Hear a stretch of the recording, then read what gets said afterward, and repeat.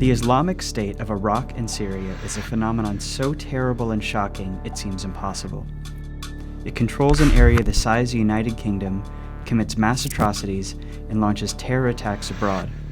But to understand ISIS, it helps to tell the story of its rise. And that story begins far away and many years before the group existed. In 1979, the Soviet Union invades Afghanistan to defend a puppet dictator against rebels. Young men from the Middle East flock in to join the rebels. Many see it as a religious struggle, and some develop extremist views. Among them is a well-educated young Saudi named Osama bin Laden. Also in Afghanistan is a semi-literate former street thug from Jordan, calls himself Abu Musab al-Zarqawi. They do not get along and never will, but will create the groups we today know as Al-Qaeda and as ISIS.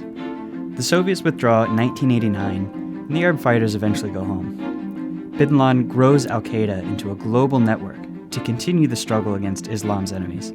Zarqawi forms his own group, but it fizzles. Both men later return to Afghanistan, now ruled by the Taliban. On September 11, 2001, Al-Qaeda attacks America from its base there. The U.S. invades Afghanistan. Bin Laden flees to Pakistan. Zarqawi, still obscure, flees to a remote and lawless corner of Iraq. 2 years later, the U.S. does something that will transform the Middle East and set the stage for ISIS. My fellow citizens, the dangers to our country and the world will be overcome. The Americans topple Saddam Hussein's secular, mostly Sunni dictatorship, and it disbands the Iraqi army. Thousands of Sunni Iraqi soldiers, angry and unemployed, join the insurgency. Jihadist groups, who are also Sunni, see this as a repeat of the Soviet invasion of Afghanistan, and again they flood in to fight. Zarqawi is among them. Zarqawi's group eventually becomes Iraq's most ruthless. He especially attacks Shia, deliberately sparking a Sunni-Shia civil war. By 2004, Zarqawi is a jihadist superstar.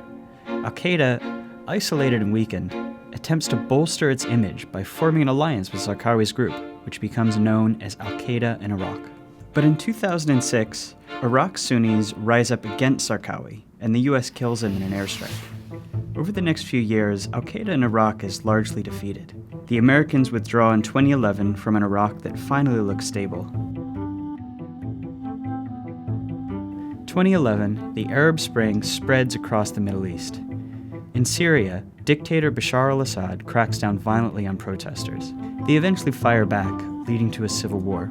Assad fears the world will intervene against him, so he releases jihadists in large numbers from Syrian prisons, tinging the rebels with extremism and making it harder for foreigners to back them. Back in Iraq, what little remains of Zarqawi's group is still allied with Al-Qaeda, but now known as the Islamic State in Iraq. It's led by a bookish religious scholar who calls himself Abu Bakr al-Baghdadi.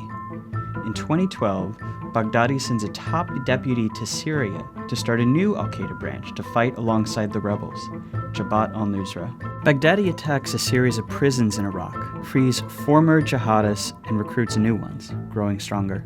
In April 2013, Baghdadi announces he is taking control of all Al-Qaeda allied forces in Syria and Iraq. His group expands into Syria, becoming the Islamic State of Iraq and Syria, or ISIS. But Al-Qaeda rejects Baghdadi's power grab, and in 2014 formally exiles him. The two jihadist groups, long at odds, are now at war.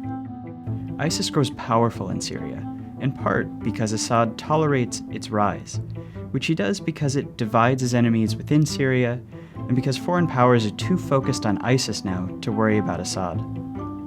By June 2014, ISIS has built an army in Syria, and it launches a military-style invasion into Iraq. The Iraqi army, weakened by corruption, folds with little fight, and many Sunnis are tired of their Shia-dominated and increasingly authoritarian government, and welcome, or at least tolerate, ISIS's arrival. Within days, ISIS controls a third of Iraq and a big part of Syria. ISIS's goal is more audacious than anything imagined by Al-Qaeda: to revive the ancient caliphate and expand it to encompass all Muslims.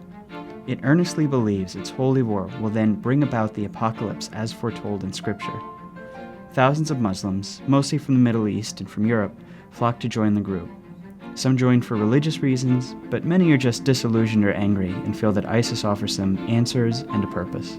But ISIS quickly overreaches. That August, it invades Kurdish territory in Iraq and Syria, sparking counterattacks from better organized Kurdish forces, launches a genocide against Iraqi Yazidis, and murders the American journalist James Foley on camera, outraging the world and provoking an American-led air campaign against it.